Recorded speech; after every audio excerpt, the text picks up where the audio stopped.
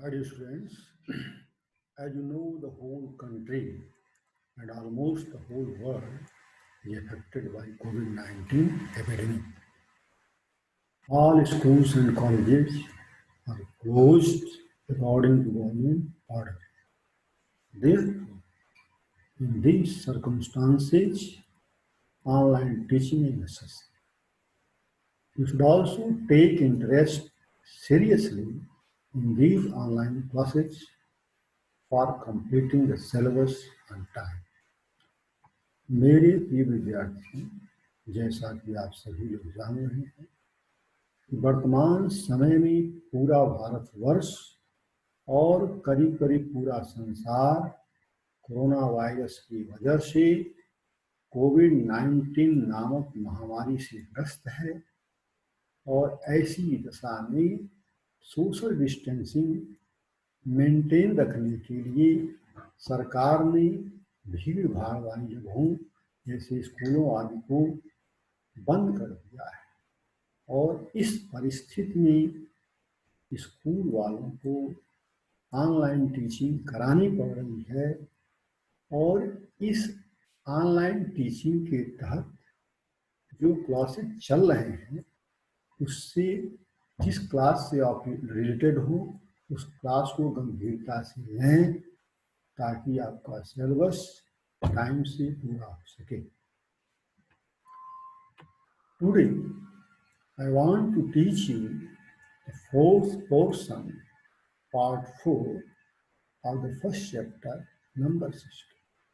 जैसा कि आप लोग जान रहे हैं, ये जो क्लास चल रहा है 9th क्लास के मैथमेटिक्स का क्लास चल रहा है और उस 9th क्लास के मैथमेटिक्स में पहला चैप्टर जो है बताया जाएगा और इसके पहले इस चैप्टर से रिलेटेड 3 क्लासेस चल चुके हैं।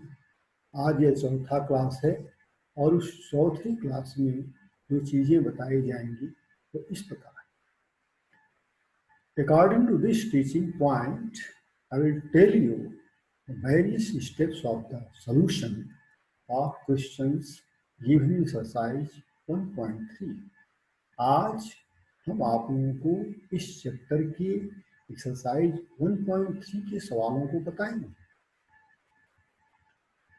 The chapter after that I will also explain each step of solution in systematic way. You should read and write each step carefully about the steps of solution with the help of your smartphone or laptop. तो जो सवाल दिए गए हैं इस exercise में उसको हम सिस्टमैटिक ढंग से लिखाएंगे, समझाएंगे, बताएंगे और आप लोगों को भी चाहिए इन प्रश्नों के हल को हर स्टेप को ध्यान से लिखें, हर स्टेप के बारे में जो बताया जा रहा है उसे सुनें, इससे आपको सवाल को लिखने और समझने में आसानी होगी और इस कार्य के लिए आप लोग अपने स्मार्टफोन या लैपटॉप का प्रयोग करें। अब आते हैं हम लोग एक्सरसाइज 1.3 के जो क्वेश्चंस हैं उनको जानकारी करते हैं, उनकी जानकारी करते हैं। जैसा कि इसके पहले हम एक्सरसाइज 1.1 और 1.2 जो है बता चुके हैं और आशा करते हैं कि आप लोग समझ चुके होंगे, उसके होमवर्क कर चुके होंगे और उसका एक नोटबुक भी बना लिया। अब आते हैं एक्सरसाइज 1.3 के बाद। इसका पहला सवाल है write the following in decimal form and say what kind of decimal expansion each has. First question है, फर्स्ट पार्ट है 36/100, second part 1/11, third 4 whole 1/8 and fourth 3/30। तो सबसे पहले जैसा कि आप जान रहे हैं कि mathematics is the subject of logic and calculation. गणित जो है तर्क और गणना का विषय है। तो किसी भी सवाल को लगाने से पहले हमको ये जानना चाहिए कि सवाल में हमको क्या करना है, उसका लॉजिक क्या है और जब हमारा लॉजिक सही रहेगा उसी के हिसाब से हम कैलकुलेशन करेंगे और जब कैलकुलेशन सही ढंग से होगा तो हमारा आंसर सही आएगा। इस सवाल का मतलब यह है कि सबसे पहले जाने जितनी जो दी गई है नंबर्स हैं फर्स्ट, सेकेंड, थर्ड और फोर्थ में, सब रेशनल नंबर है। सारे क्या हैं? रेशनल नंबर हैं, जिसे हम फ्रैक्शन भी कर सकते हैं थोड़ा देर के लिए, लेकिन है रेशनल नंबर। और इस रेशनल नंबर को, इन रेशनल नंबर को डेसिमल नंबर में चेंज करना है, यही सवाल है। इस सवाल का क्या मतलब हो गया? दी गई रेशनल नंबर को डेसिमल नंबर में चेंज करना और उसका टाइप बताना है। जो डेसिमल नंबर आएगी उस किस टाइप की, यही सवाल है। तो फर्स्ट पार्ट में आते हैं। फर्स्ट पार्ट है 36/100।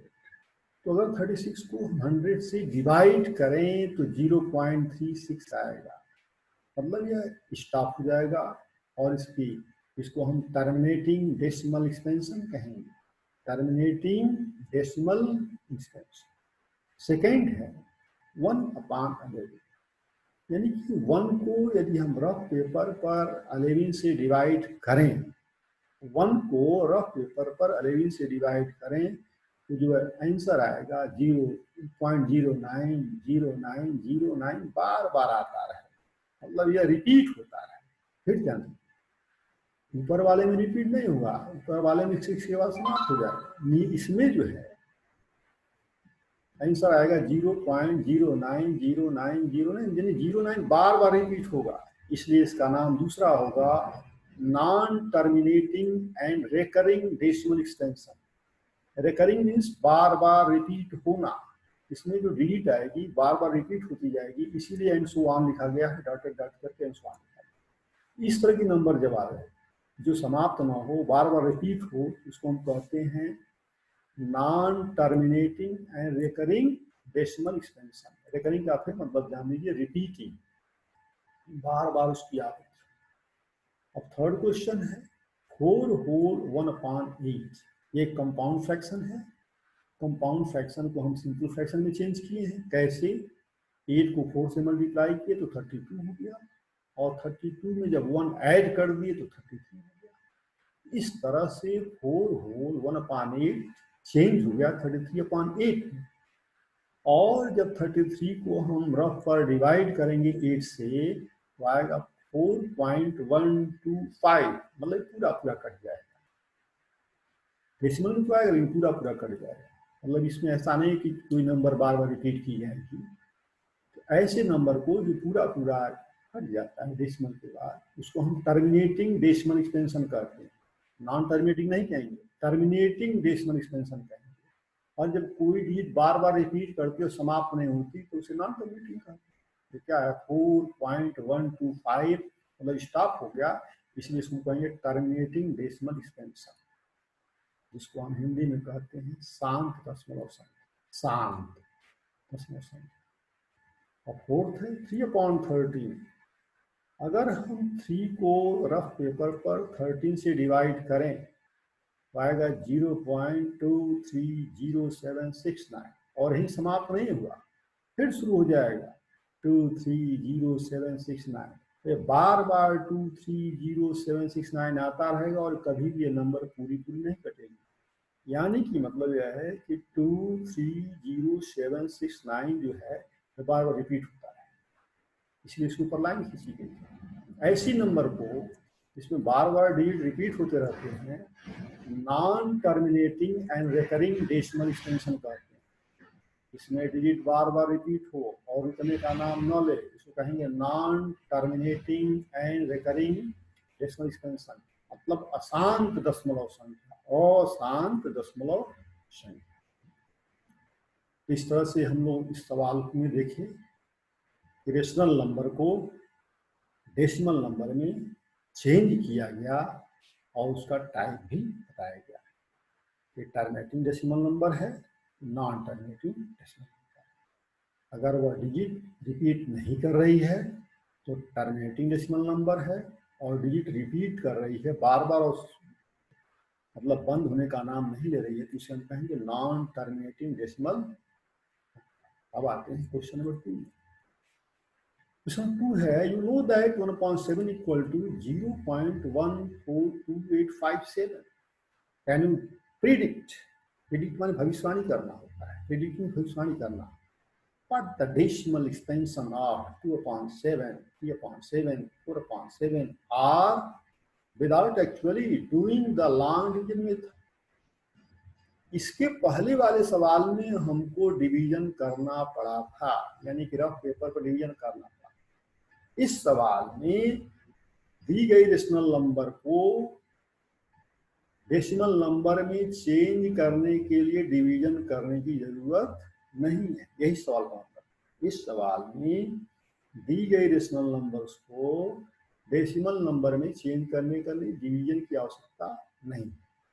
और जो 1/7 इक्वल टू 0.142857 दिया है, उसी के सहारे जो 2/7 है, 3/7 है, 4/7 को चेंज कर दिया जाए।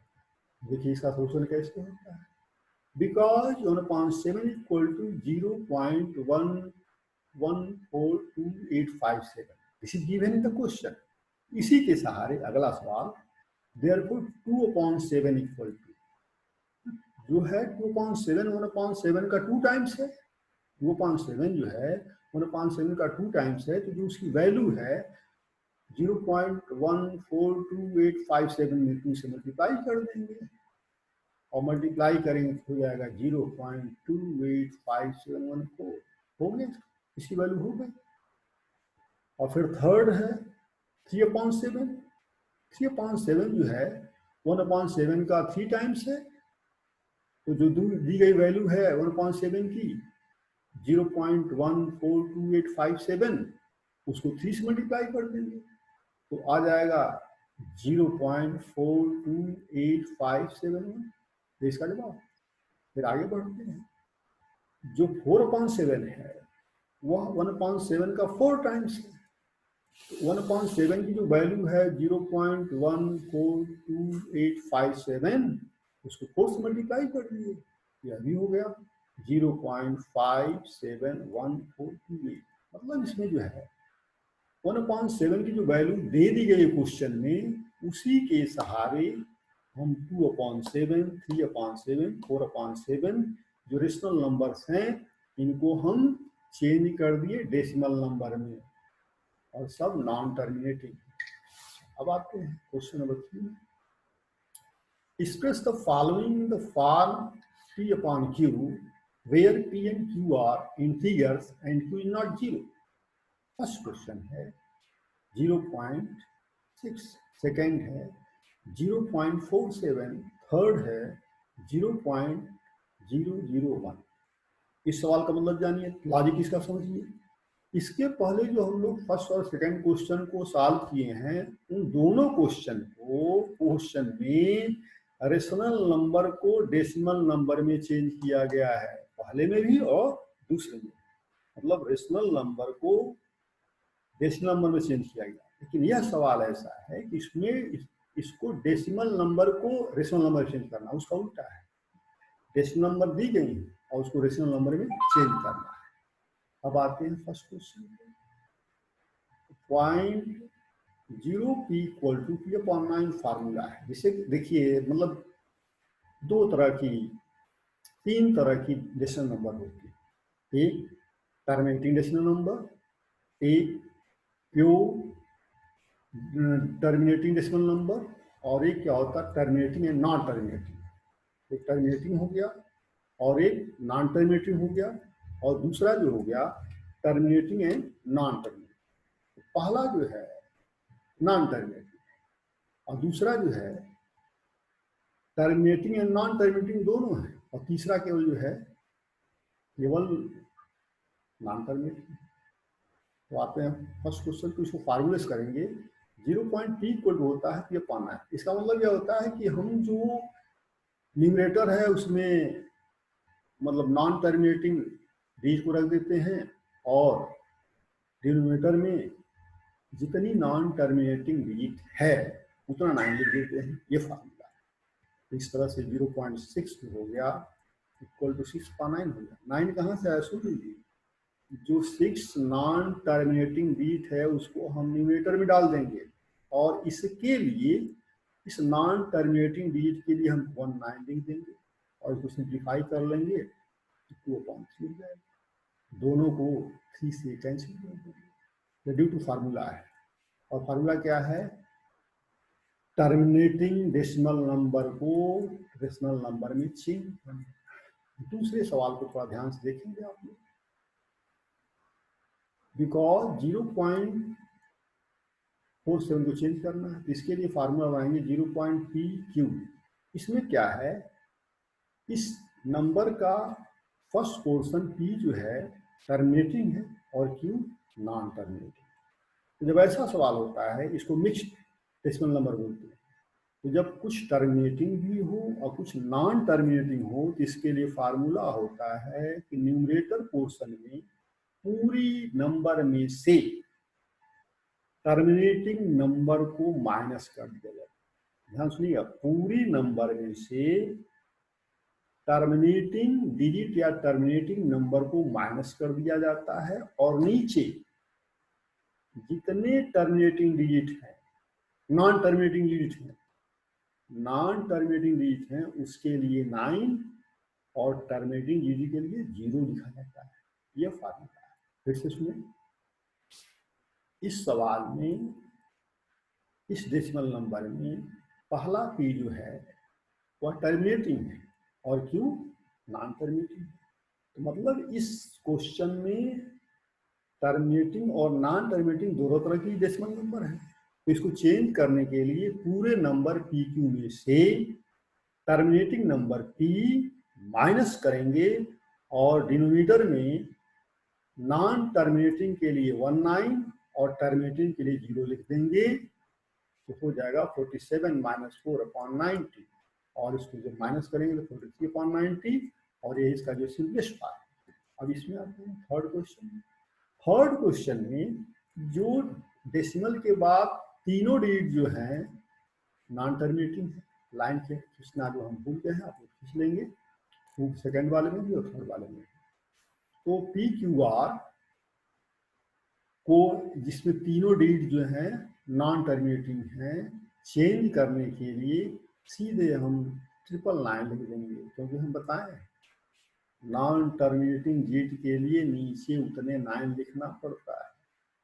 तो आते हैं 0.001।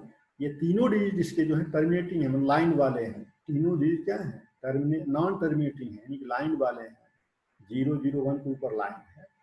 इसको चेंज करने के लिए ऊपर 001 लिखेंगे, पॉइंट हटा देंगे और नीचे उतने 9 लिखेंगे, क्योंकि यह तीनों डिजिट नॉन टर्मिनेटिंग है, और नॉन टर्मिनेटिंग के लिए डिनोमिनेटर में उतने 9 लिखने पड़ते हैं, और टर्मिनेटिंग के लिए डिनोमिनेटर में उतने 0 लिखने पड़ते हैं। इसमें कोई भी डिजिट 0.001 में लाइन खींचना भूल गए हैं। तीनों जो है क्या है, नॉन टर्मिनेटिंग डिजिट हैं। इसको हम फ्रैक्शन में रेशनल नंबर में चेंज करने के लिए ऊपर 001 लिखेंगे और नीचे उतने 999 लिख देंगे, और हो जाएगा 1/99। मतलब यह 0.001 नॉन टर्मिनेटिंग डेसिमल चेंज हो गया 1/999, यानी कि रेशनल नंबर। तो कुल मिलाकर के जो तीसरा सवाल था, इसमें डिफरेंट टाइप की डेसिमल नंबर को रेशनल नंबर में फार्मूले के तहत चेंज किया गया। फिर से सुन लीजिए, थर्ड क्वेश्चन में डिफरेंट टाइप की डेसिमल नंबर को फार्मूले के हिसाब से रेशनल नंबर में चेंज किया गया। That's all for today, and remaining portion of the chapter will be taught on next class. My dear students, you should write the written matter in red color in your homework notebook for improvement of your spelling with the help of your smartphone or laptop. मेरी प्रिय विद्यार्थी, आप लोगों को चाहिए कि जो red colour की टीचिंग लाइंस हैं उसे आप अपने नोटबुक में नोट कर लें, ताकि आपकी स्पेलिंग इम्प्रूव कर जाए। और नोट करने से आपका दिमाग कंसंट्रेट होगा, और दिमाग कंसंट्रेट होगा तो आप MCQ और वर्कशीट का जवाब देने में आपको आसानी होगी। और इस कार्य के लिए आपको अपना स्मार्टफोन या लैपटॉप उपयोग करना पड़ेगा। और यह पढ़ाई यदि आप आसान बनाना चाहते हैं, इफेक्टिव बनाना चाहते हैं, आनंददायक बनाना चाहते हैं, तो लैपटॉप का प्रयोग करें तो ज़्यादा अच्छा होगा, क्योंकि उसमें सारी बातें साफ दिखाई देंगी, बड़ी दिखाई देंगी और साफ सुनाई देंगी। After that, you should also try to solve the MCQ and worksheet provided by your school app. Your solution should be online method with the help of your school app. तो रेड कलर की जो teaching line लिखने के बाद आप लोगों को चाहिए कि जो MCQ और वर्कशीट स्कूल ऐप के द्वारा प्रोवाइड किया जा रहा है उसे आप सॉल्व करें, और यह सॉल्यूशन आपका ऑनलाइन मेथड से होना चाहिए, और इसके लिए आपको स्कूल ऐप का सहारा लेना पड़ेगा। अब ऐसा करने के बाद you should also solve these questions in your homework notebook for revision purpose. और यह चीज़ आपकी हमेशा बनी रहे। मान लीजिए कभी लैपटॉप से या जो है स्कूल ऐप से इसको डिलीट कर दिया जाए, तो आपके पास नोटबुक होनी चाहिए, नोटबुक खरीद लीजिए। हो सकता है कभी स्कूल ऐप इसको डिलीट कर दे, तो जब आपके नोटबुक में रहेगा तो आप हमेशा समय समय पर इसका रिवीजन करते रहेंगे। इसलिए इसको अपने नोटबुक में भी करें। MCQ और वर्कशीट तो ज़्यादा अच्छा है, और MCQ तो आपका ऑनलाइन चेक हो जाएगा, लेकिन जो वर्कशीट है उसे जब स्कूल खुलेगा तो आपके नोटबुक से चेक कर दिया जाएगा। My dear students, stay at home, be safe from coronavirus, and study with care. Very much thanks to you.